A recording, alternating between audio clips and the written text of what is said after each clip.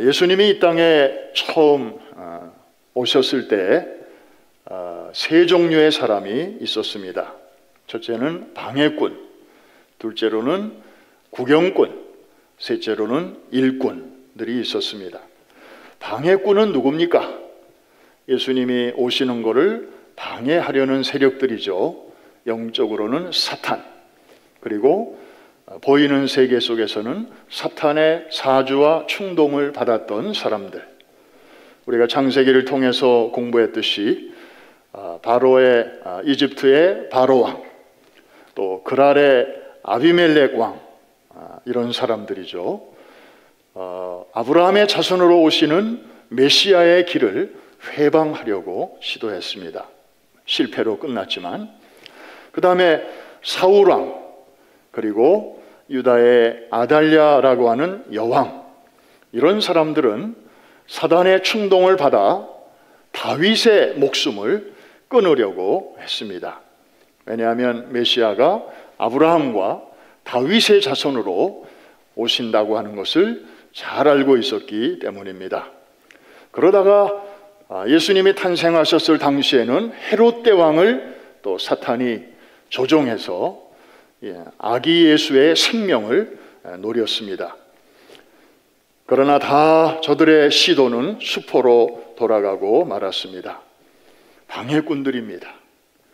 그런데 일꾼들이 또한 있었습니다. 주님이 이 땅에 처음 오시는 그 길을 예비했던 사람들, 참 고마운 분들이죠. 그리고 귀한 분들입니다. 누굽니까? 구약의 모든 선지자들입니다. 모세로부터 시작하여 말라기에 이르기까지 이들은 메시아가 오실 것을, 아직 오시지 않았지만 오실 것을 사람들에게 계속해서 외치고 또 외쳤던 것입니다. He will come. The Messiah will come for us to save us. 우리를 만나러, 우리를 구원하러 그분이 오실 것이다. 그런데 이 모세로부터 말라기까지의 모든 선지자들은 메시아를 만난 적이 없습니다. 그냥 멀리서 보고 성령의 감동을 받아 그 메시지를 그냥 전했을 뿐이고 기록했을 뿐입니다. 그런데 실제로 예수님이 이 땅에 오셨을 때 그와 동시대 사람으로 태어나서 그 예수님을 직접 만나고, 그리고 그가 메시아인 것을 알아보고, 그리고 그 당시 사람들에게 메시아를 소개했던 선지자가 있었습니다. 바로 세례 요한이었습니다. 그런 선지자는 그 사람밖에 없었습니다. 특별한 선지자였습니다. 또 하나 세례 요한이 특별한 점이 있습니다. 예수님의 오실 것에 대해서 구약의 선지자들이 예언한 것까지는 우리가 다 이해할 수 있어요. 그런데 세례 요한이 선지자인데 그가 예수님보다 앞서서 등장해서 어떤 일을 할 것이다 라고 그 이전의 선지자들이 예언했던 그런 선지자, 세례 요한밖에 없습니다. 이사야 40장 3절 말씀을 보면 세례 요한이 세상에 태어나기 550년 전에 하나님께서는 이사야를 통하여 그가 태어날 것과 그가 해야 할 일을 말씀해 주셨는데, 자, 지금 우리가 저 규절을 하나 읽을 것인데 저기에 세례 요한이라는 글씨는 없지만 세례 요한이 들어 있습니다. 다 같이 한번 큰 소리로 읽겠습니다. 시작. 외치는 자의 소리여 이르되 너희는 광야에서 여호와의 길을 예비하라. 사막에서 우리 하나님의 대로를 평탄하게. 외치는 자의 소리, 저 표현이 바로 550년 후에 이 세상에 태어날 세례 요한을 가리키는 표현이었습니다. 그가 와서 어떤 일을 할 것인가 하는 것을 말라기 선지자는 좀 더 구체적으로 예언을 하고 있는데 3장 1절 같이 한번 보겠는데요. 저기도 세례 요한이라는 표현은 없지만 세례 요한을 가리키는 표현이 숨어 있습니다. 같이 한번 읽으면서 찾아보십시오. 시작. 만국의 여호와가 이르노라. 보라, 내가 내 사자를 보내리니 그가 내 앞에서 길을 준비할 것이요 또 너희가 구하는 바 주가 갑자기 그의 성전에 임하시리니 곧 너희가 사모하는 바 언약의 사자가 임하실 것이라. 내 사자를 앞서 보내리니 라고 말씀하셨는데 바로 세례 요한을 가리키는 표현입니다. 메시아에 앞서 메시아의 길을 준비하는 전령사가 보내어질 것이다 하는 거죠. 창세기 3장 15절 이래로 구약의 수많은 선지자들이 메시아가 오실 것을 멀리서 보고 예언하였지만 이들은 그 메시아가 오실 것을 그냥 멀리서 보고 기뻐하다가 세상을 떠났습니다. 그런데 세례 요한은 아까 말씀드린 것처럼 예수님보다 6개월 먼저 세상에 태어나시고 같은 시대의 공기를 마시면서 그리고 메시아를 딱 보는 순간 세상 죄를 지고 가는 하나님의 어린 양이로다 대번에 알아보고 그리고 사람들에게 회개의 세례를 받게 하면서 그 메시아를 맞이할 수 있는 그 길을 예비했던 것입니다. 그래서 예수님은 세례 요한을 가리켜서 여자가 낳은 자 중에 가장 위대한 사람이라고 칭찬을 하셨던 것입니다. 자, 여기까지. 그런 의미에서 세례 요한은 구약의 마지막 선지자로서 초림하시는 메시아가 오시는 길을 잘 준비했던, 그의 오시는 그 첩경을 평탄케 했던 귀한 일꾼이었습니다. 자, 이제 오늘 본론으로 들어갑니다. 자, 이제부터가 중요합니다. 잘 따라오시면 아멘 하십시다. 다시 오실 주님에 대해서도 세 종류의 사람들이 있습니다. 지금 이 지구상에 80억이 넘는 사람들이 살고 있는데 결국 세 부류로 나눌 수 있다 이 말입니다. 첫째로는 방해꾼이 있습니다. 주님이 다시 오신다는 걸 나보고 믿으라고? 지금 세상이 어떤 세상인데 지금 그런 신화 같은 소설 같은 이야기를 어떻게 이런 시대에 할 수 있나 하면서 자기가 믿지 않을 뿐만 아니라 오히려 믿는 사람들을 조롱하는 그런 사람들이 있습니다. 베드로후서 3장 3절로 4절 우리 같이 한번 읽겠는데 이것은 지금으로부터 2000년 전에 이미 이 마지막 때가 되면 이런 사람들이 많이 일어나게 될 것을 내다보고 하신 말씀입니다. 다 같이 시작. 먼저 이것을 알지니 말세에 조롱하는 자들이 와서 자기의 정욕을 따라 행하며 조롱하여 이르되 주께서 강림하신다는 약속이 어디 있느냐? 조상들이 잔 후로부터 만물이 처음 창조될 때와 같이 그냥 있는 거 아니냐? 야, 생각을 해봐. 2000년 전에 예수가 부활 승천했다며? 그래서 그 시대 사람들은 자기들 때에 예수가 재림할 줄로 알았다면서, 그리고 맨날 하늘을 보고 준비하며 살았다면서. 그런데 2000년이 지난 지금 뭐가 달라졌냐? 그때 세상이나 지금 세상이나 똑같지 않냐? 그 헛수고 할 필요가 뭐가 있냐?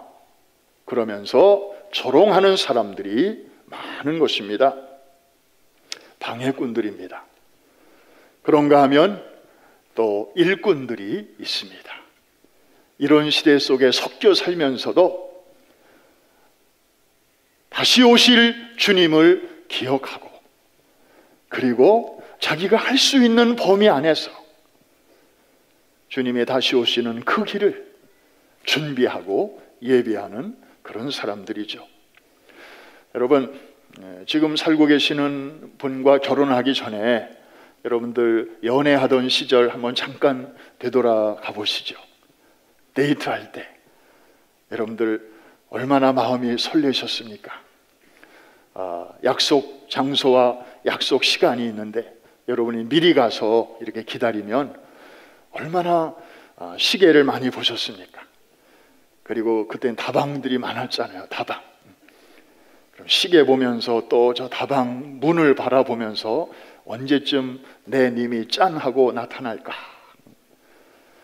그 기다리는 시간에 그 설레임 얼마나 행복합니까?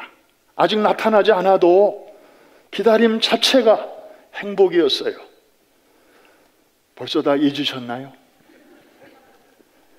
정말 그 시절.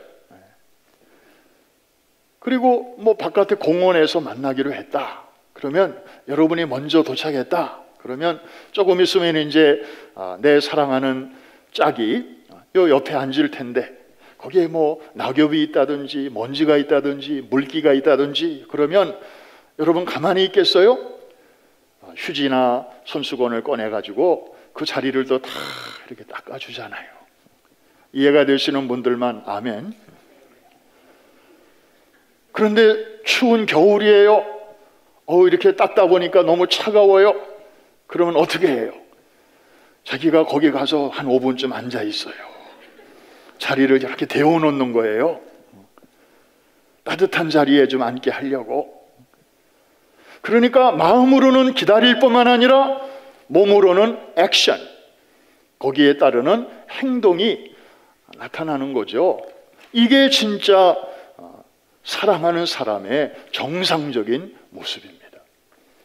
뭐 약속 시간이라고 해서 가서 앉아 있는데 뭐 기다리는 마음도 없고 올라면 오고 말 테면 말하지 뭐. 그리고 심지어는 오늘 안 나타나면 좋겠다.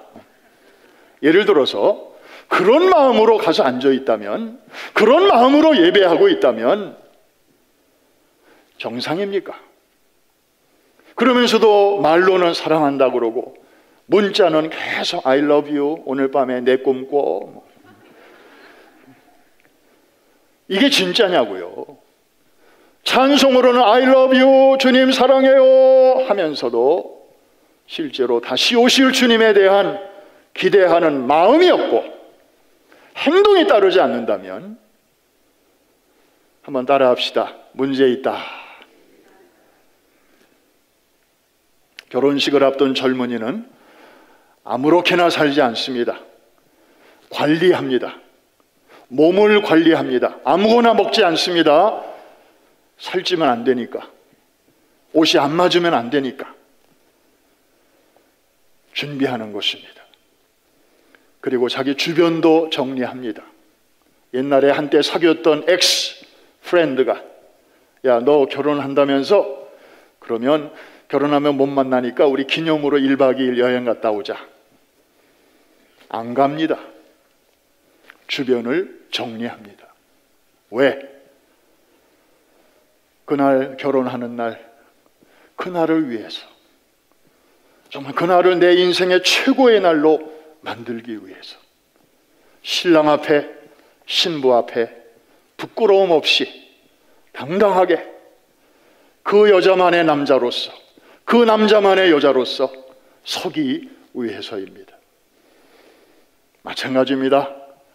이제 다시 오실 주님을 기다리는 우리 성도들은 정결한 삶과 옳은 행실로 어린 양의 혼인잔치를 준비해야 될 줄로 믿습니다.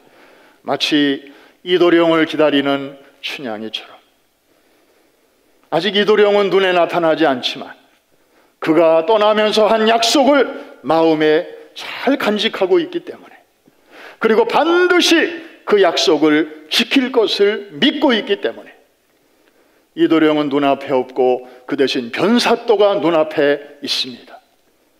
그러면서 달콤하게 달래기도 하고 때로는 무섭게 협박하기도 하지만, 그러나 거기에 휩쓸리지 않고 오실 님을 기다리면서 그날의 부끄러움 없이 만날 날을 고대하면서 잘 참고 기다렸지 않습니까? 그러다가 결국에 그날에 이도령이 금이 환영하는 그날에 변사또에게는 최악의 날이 되었고, 그동안 참고 정절을 지켜왔던 춘향이에게는 최고의 날이 되었던 것처럼 말입니다. 사랑하는 성도 여러분, 세례 요한은 초림하신 주님의 길을 예비했던, 그래서 주님으로부터 칭찬을 받았던 그런 그 시대의 일꾼이었다면, 이제 우리의 사명은 무엇입니까? 다시 오실 주님의 길을 예비하는 귀한 사명이 바로 우리 모두에게 주어져 있는 줄로 믿으시기를 바랍니다. 이런 일을 잘 하라고 하나님께서 우리의 생명을 아직 데려가지 아니하시고 이 코비드가 춤추는 이 세상 한복판에 우리를 여전히 남겨놓으신 것입니다. 자, 와, 새해가 밝았는데 이제 나도 주의 길을 예비하면서 좀 살기는 살아야 되겠는데 어떻게 해야 되나? 아마 마음은 있는데 좀 막막한 분들도 계실 것입니다. 한 가지를 기억하시면 도움이 되실 것입니다. 내가 주님을 위해서 뭔가를 해야 하겠다, 이런 의무감에 앞서서 주님이 먼저 나를 위하여 행하신 일이 무엇인가를 생각해 보라는 것입니다. 성경을 보니까 우리 주님께서는 한 개인이나 혹은 한 민족을 위해서 너무나 귀한 일을 해 주셨습니다. 다시 말하면 본인 자신이 앞서 가시면서 우리가 가는 길을 다 이렇게 열어주시고 준비해 주셨다는 사실입니다. 성경을 펼치면 곳곳에 그런 주님의 발자국이 이렇게 보이는 것을 여러분들이 발견하실 수 있습니다. 우리 성경 몇 구절만 한번 찾아볼까요? 출애굽기 23장 20절 말씀. 노란색으로 강조한 부분, 하나님께서 여러분을 위하여 하시는 일을 강조한 것입니다. 다 같이 시작. 내가 사자를 내 앞서 보내어 길에서 너를 보호하여 너를 내가 예비한 곳에 이르게 하나니. 주님은 어디 계십니까? 여러분이 어떤 길을 갈 때 주님은 어디에 계십니까? 한 발 앞서 가십니다. 그래서 길이 없는 곳에 여러분들이 가야 할 길을 만들어 주셨습니다. 여러분의 지난 한 해 동안에 2021년 얼마나 힘들었습니까? 그런데 그때 어떻게 해서 우리가 지금 이렇게 새해까지 오게 되었는지 한번 잘 생각해 보십시오. 물론 여러분의 힘으로 헤쳐나가는 그런 일들도 있었을 것입니다. 그러나 우리가 알지 못하는 사이에 감당치 못할 많은 위험과 난관이 있었지만, 그럴 때마다 하나님께서 우리 자신 위에서 또 우리 교회가 가는 길 앞에 정말 앞서 가셨습니다. 저는 이번에 파나마 갔다 온 그 여행만 생각해도, 정말 지금 생각해도 너무너무 신기합니다. 요즘 같은 때 파나마 여행 갈 수 있겠습니까? 그런데 하나님께서 기가 막히게 이렇게 상황이 악화되기 직전에 하나님께서 다 길을 열어주셨고, 이해가 되시면 아멘. 정말 요즘같이 이렇게 변종이 퍼지는 그런 시기에는 꿈도 꿀 수 없는 그런 일을 불과 한 달 전에, 불과 얼마 전에 하나님께서 그렇게 길을 열어주셨습니다. 저는 지금도 그 생각만 하면 정말 우와, 하나님 정말 대단하십니다. 하나님 정말 멋져요 하는 감탄사가 절로 나오는데, 여러분은 어떻습니까? 할렐루야. 이야, 정말 앞서 가시는구나. 길을 열어주시는구나. 우리 성경 한번 또 찾아봅니다. 신명기 1장 30절. 그냥 앞서만 가시는 분이 아니에요. 가시면서 뭘 하셔요? 우리를 위해서. 다 같이 시작. 너희보다 먼저 가시는 너희의 하나님 여호와께서 애굽에서 너희를 위하여 너희 목전에서 모든 일을 행하신 것 같이 이제도 너희를 위하여 어떻게 하실 것이며 싸우실 것이며.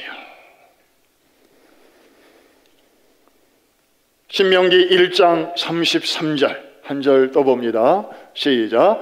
그는 너희보다 먼저 그 길을 가시며 장막 칠 곳을 찾으시고 밤에는 불로 낮에는 구름으로 너희가 갈 길을 지시하신 자이시니라. 여러분, 우리 아버지 하나님은 이런 분이십니다. 믿어주시면 아멘 하십시다. 작년에도 그리 하셨고 금년에도 그리 하실 줄로 믿으시면 아멘 하십시다. 하나님은 이렇게 때로는 직접 그 일을 하시기도 하시지만 때로는 사람을 앞서 보내셔서 당신의 일을 전개해 나가시기도 하십니다. 한 구절만 보겠습니다. 시편 105편 17절 요셉 이야기가 나옵니다. 우리 요셉 그러면 이제 얼마나 친근한지 몰라요. 작년 말까지 우리가 요셉 많이 이렇게 공부했잖아요. 우리 같이 한번 읽겠습니다. 시작. 그가 한 사람을 앞서 보내셨으며 요셉이 종으로 팔렸도다. 여러분, 위에 줄은 읽지 않고 아랫줄만 읽으면 세상에 이런 슬픈 이야기가 또 없습니다. 이런 비참한 인생이 또 없습니다. 17세 소년의 나이에, 한창 꿈 많은 청소년의 나이에, 그것도 다른 사람이 아니라 형제들로부터 팔려가지고 외국에 종으로 팔려갔다. 세상에 이런 기구한 인생이 어디 있습니까? 이게 무슨 축복입니까? 그런데 그 위에 줄을 보니까 아하, 이것이 하나님의 고차원적인 히든 커리큘럼에 따른 것이었구나. 저는 바둑에 대해서 문외한이에요. 그런데 바둑 두는 분들 보면 그냥 아직 판에 별로 바둑알도 별로 없는데 저 광야같이 그냥 휑한 곳에다가 돌 하나를 딱 이렇게 놔요. 그럼 저는 아무리 봐도 왜 저 사람이 저기다가 돌을 놓는지 이해가 안 가요. 그런데 바둑을 아는 분들은 벌써 몇 수 앞을 내다보고 거기다가 그 돌을 놓는 거죠. 그럼 나중에서야 막 치열한 흑백의 전투가 막 진행되다가 나중에 보면 아, 저분이 왜 그 초기에 저 돌을 저기다 놨는지 이제가 이해가 가는 거예요.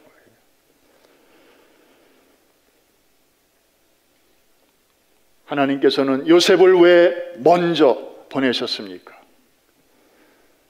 그를 통하여 훗날 야곱의 그 70인의 권속을 이집트로 가족 이민 시키시고 거기서 고센 땅에서 12지파가 형성되게 하시고 12지파를 통하여 이스라엘 민족이 이루어지게 하시고 그러면서 모세를 통해서 이제 출애굽이 이루어지게 하시고 그리고 광야 연단을 거친 후에 여호수아를 통해서 이제 아브라함 때부터 주시고만 약속하셨던 가나안 땅을 선물로 주시기려고 하나님께서는 그 멀리까지 500-600년 후에 되어질 일까지 다 내다보시고 요셉이라고 하는 그 한 사람을 미리 앞서 보내셨던 것입니다. 와, 저는 이런 스토리를 생각하면 현기증이 막 나요. 이런 신묘막측한 하나님의 깊은 생각을 우리가 어찌 다 헤아려 알 수 있겠습니까? 그러나 지나고 보면 하나님께서 그래서 그렇게 하셨구나. 요셉이라고 하는 돌을 저기다가 저렇게 딱 놓으신 거였구나. 이런 하나님이 금년에도 여러분의 삶을 빈틈없는 치밀한 섬세한 손길로 인도해 주실 줄로 믿어지시는 분들만 아멘 하십시다. 그렇습니다. 하나님은 이렇게 직접 앞장서시기도 하고 때로는 눈에 보이는 사람들을 통해서 우리의 앞길을 예비하시기도 하는 것입니다. 지난 2년 동안 코비드 시대 속에서도 하나님은 여전히 일하셨습니다.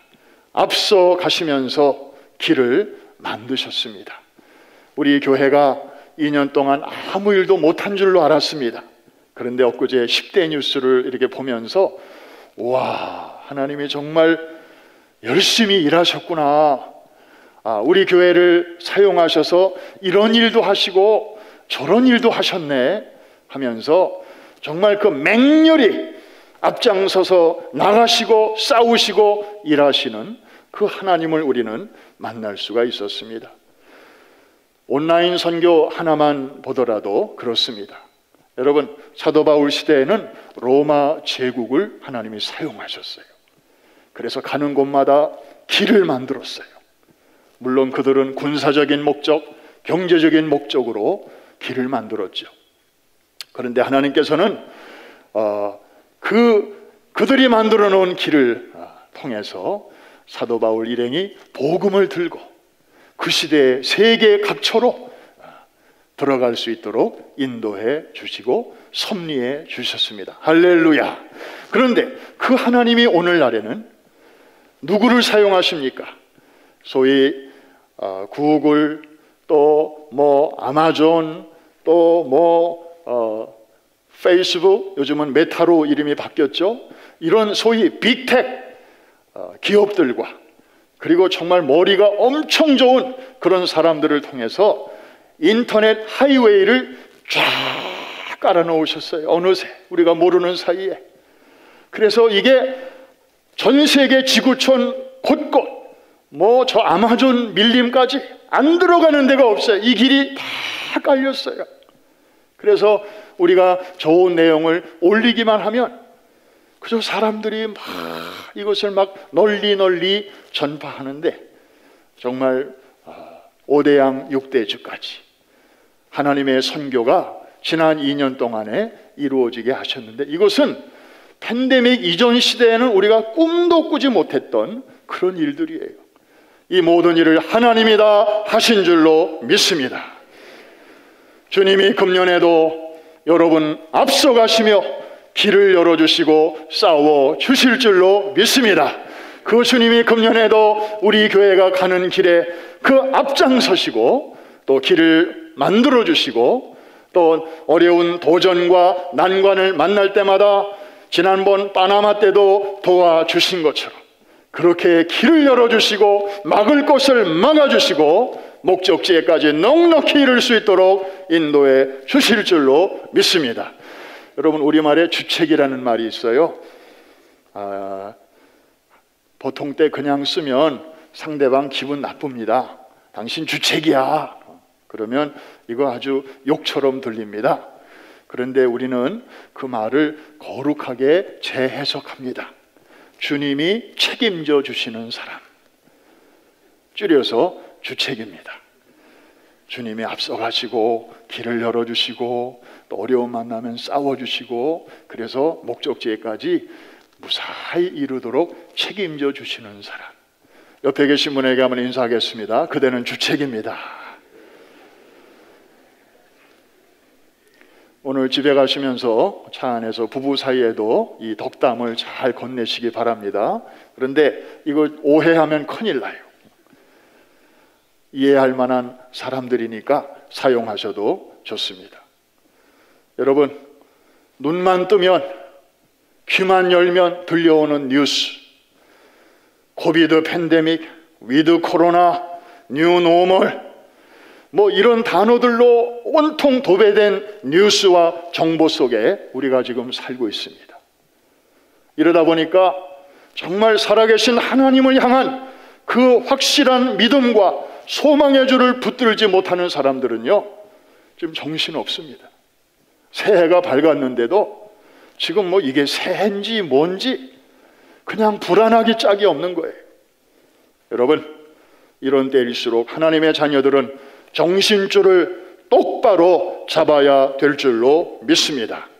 금년이 호랑이 해 아닙니까? 여러분, 사자나 호랑이를 백수의 제왕이라고 합니다.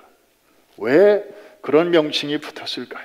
얘네들은 동물원에 가서 가만히 이렇게 보면 그 얼굴 주변에 날파리들이 얼마나 많이 왱왱왱왱 거리는지 몰라요. 그런데 얘네들은 시시하게 날파리와 싸우지 않습니다. 저리 가, 저리 가, 저리 가, 저리 가. 아이, 못 살겠네. 이러면서 시간 보내지 않습니다. 얘네들은 날파리들이 그러거나 말거나 정면을 딱 주시합니다. 목표를 주목합니다. 의연하게 대처합니다. 그래서 백수의 제왕의 면모를 유지하는 것입니다.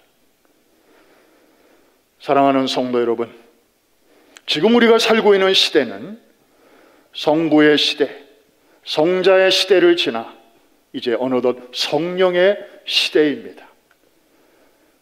그나마 성령의 시대는 2000년 전 사도행전 2장 오순절 성령 강림 사건을 시작으로 이미 시작이 되었고, 지금으로부터 약 120년 전에 아주사 부흥운동, 그리고 비슷한 시기에 영국의 웨일즈, 호주의 부흥운동, 인디아 카시아 지방의 부흥운동, 그리고 원산의 부흥운동, 그리고 평양의 장대현 교회의 부흥운동에 이르기까지 전 세계 곳곳에서 동시다발적으로 7지역 이상에서 놀라운 성령의 역사가 늦은 비의 역사로 일어나면서 정말 추수가 가까웠음을 하나님은 우리에게 이미 보여주셨는데, 영적인 추수는 예수의 재림을 말하는 것입니다. 정말 때가 가까웠음을 이미 120년 전에 하나님께서는 늦은 비를 통해서 우리에게 알려주셨습니다. 첫 번째 늦은 비가 이미 그때 온 것입니다. 앞으로 하나님께서 또 다른 늦은 비를 언제, 그리고 몇 번이나 더 우리에게 주실는지는 아무도 모르지만, 정말 지금이야말로 우리가 성령의 시대를 맞이해서 성령 충만함을 사모해야 할 때인 줄로 믿습니다. 지금 이런 시대가 되었는데도 우리가 정신줄을 놓고 엉뚱한데 신앙의 초점을 맞추고 있다면, 우리는 이 다음에 구약시대의 성도들을 만나면, 그리고 신약시대의 그 성도들을 만나면 우리는 부끄러워서 쥐구멍을 찾아야 할 것입니다. 여보시오! 우리는 구약시대를 살면서 당신들의 시대를 얼마나 부러워했는지 몰라요. 우리 때는 성령님이 왔다가도 떠나시기도 했어요.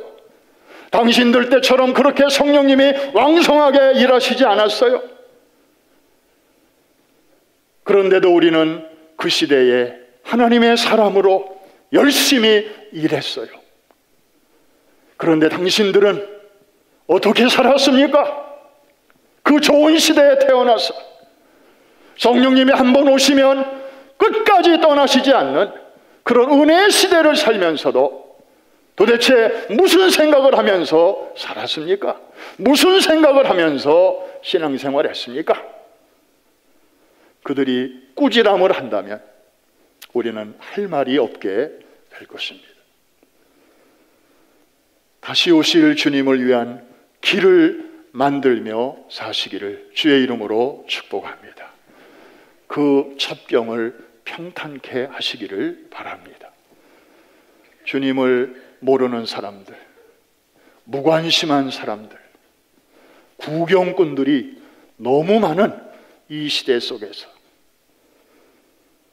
다시 오실 주님을 소개하고, 특별히 어른들에 비해서 아직 때가 덜 묻은 우리 어린이들과 청소년들에게 다른 것들이 그 마음을 정복하고 지배하기 전에 우리가 예수 그리스도의 피 묻은 복음을 우리 아이들부터 확실하게 체험적인 신앙을 갖도록 하고, 그리고 이제 그 아이들이 세계적인 꿈을 품고 자기 또래의 아이들에게 복음을 전하고, 그래서 세계 선교를 우리의 다음 세대들을 통해서 마무리하도록 하는 에셀나무 프로젝트와 414 윈도우의 그 꿈을 우리가 잘 간직하면서 캄보디아에도 에셀나무 그늘을 만들어주고 탄자니아에도 만들어주고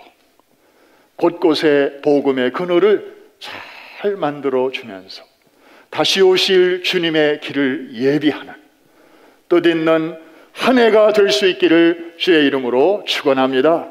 그런 거룩한 운동에 한 사람도 낙오자가 없이 즐거운 마음으로 다 합류해서 그날의 주님으로부터 칭찬과 영광과 상급과 존귀를 누리시는 복 있는 성도들 다 되시기를 주의 이름으로 축원합니다. 축복합니다.